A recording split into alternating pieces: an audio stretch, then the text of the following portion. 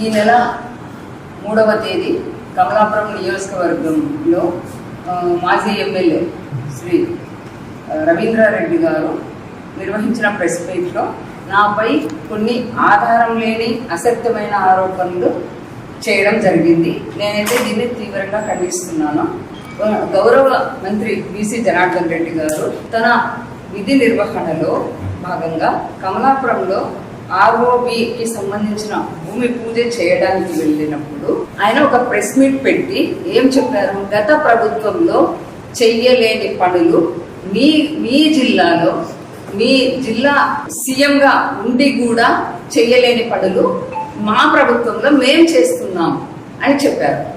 అంతేగాని మీ ఇంట్లో మీ అమ్మ గురించో మీ అక్క గురించో మీ చెల్లి గురించో మీ భార్య గురించో ఏమన్నా విమర్శలు చేశారా? మహిళల గురించి ఎక్కడన్నా ఏమన్నా మాట్లాడారా? ఆయన అడిగిన దానికి మీరు సమాధానం చెప్పండి. సమాధానం చెప్పలేకపోతే కామ్గా ఉండండి, ఎందుకంటే మీరు చేయలేరు కాబట్టి మీరు కామ్గా ఉండండి. కానీ ఏం సమాధానం చెప్పే ఆయన భార్యమైనటువంటి నా మీద లేనిపోని ఆరోపణలు చేయడం సరికాదు. అసలు నా గురించి ఏం తెలుసని మీరు ఆరోపణలు చేశారు? నా మొహం తెలుసా మీకు?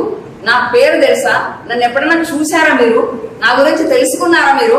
అన్నా రవీంద్రనాథ్ రెడ్డి అన్నా, నేను చెప్తున్నా, మీరు బనగానపల్లెకు రండి.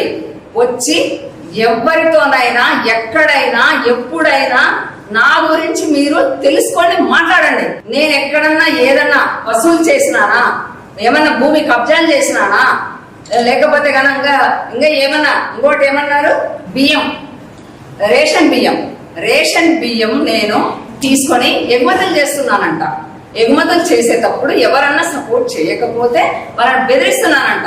అసలు నాకు దాని గురించే తెలియదు అసలు ముందు. అంతెందుకన్నా మీరు రండన్నా, మీరు వచ్చి నా గురించి తెలుసుకొని నిజాలు మాట్లాడండి. ఇట్లా మాట్లాడితే మాత్రం సరికాదు. ఎప్పుడైనా సరే గుర్తుపెట్టుకోండి. మీరు ఏం చెప్తున్నారన్నా, ఎవరో ఒక స్లిప్ రాసిస్తే ఒక బ్రోకర్ బనగానపల్లె నుంచి ఒక బ్రోకర్ తీసుకొచ్చి స్లిప్ రాసిస్తే ఆ స్లిప్ చదువుతూ మీరు మాట్లాడుతున్నారు.